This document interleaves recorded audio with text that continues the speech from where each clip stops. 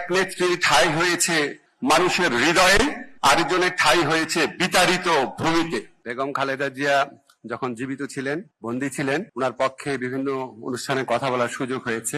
তখন ওনার পক্ষে কথা বলার মানুষ খুঁজে পাওয়া যেত না। আমার মনে আছে ওনার একটা অদ্ভুত বিচার হয়েছিল, উদ্ভট বিচার। তো সেই বিচারে উনি এত শক্ট হয়েছিলেন, অন্য পক্ষের আইনজীবীর কথা শুনে উনি অবাক হয়ে বলেছিলেন যে আমি মেরে খেয়েছি এতিমের টাকা। বিস্মিত এবং ব্যথিত হয়ে বলেছিলেন।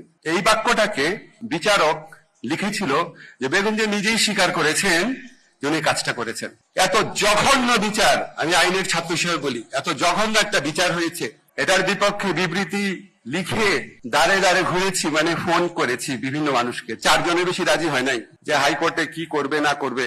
উনি যখন মুমূর্ষ অবস্থায় ওনাকে চিকিৎসার জন্য যেন বিদেশে পাঠানো হয়, 4 জনের তো বিবৃতি হয় না, এই জন্য পত্রিকা ধরে দিতে পারে নাই। চিকিৎসার জন্য যেন বিদেশে পাঠানো হয়। আবার কত মানুষকে অনুনয় বিনয় করেছি, অনেকের ইচ্ছা ছিল, সাহস করেন নাই। তো আজকে আমার ভাল লাগছে, সবাই আমরা মুক্তভাবে বেগম জিয়ার প্রতি ভালোবাসা এবং শ্রদ্ধা ব্যক্ত করতে পারছি। আল্লাহর কাছে হাজার শুকর। জুলাই গণঅভ্যুত্থানকারীদের প্রতি কৃতজ্ঞতা।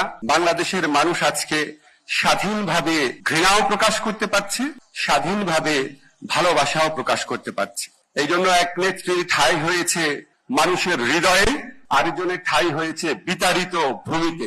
বেগম জিয়া যখন জীবিত ছিলেন, আমি ওনার জন্য বিভিন্ন প্রোগ্রামে, ফখরুল ভাই ছিলেন, আপনার মনে আছে, আমি একটা কথা বলতাম যে বেগম জিয়া ভালো থাকলে ভালো থাকবে বাংলাদেশ। আমি বিশ্বাস করি অবশ্যই উনি এখন ভালো আছেন, কিন্তু বাংলাদেশ কি ভালো আছে বা ভালো থাকবে?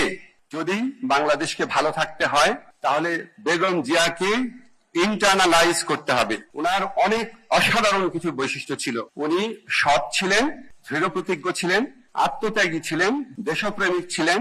ওনার মধ্যে রুচির এক অবিস্মরণীয় প্রকাশ ছিল, পরমত সহিষ্ণু ছিলেন। বাংলাদেশকে ভালো থাকতে হলে বেগম জিয়াকে ইন্টারনালাইজ করতে হবে।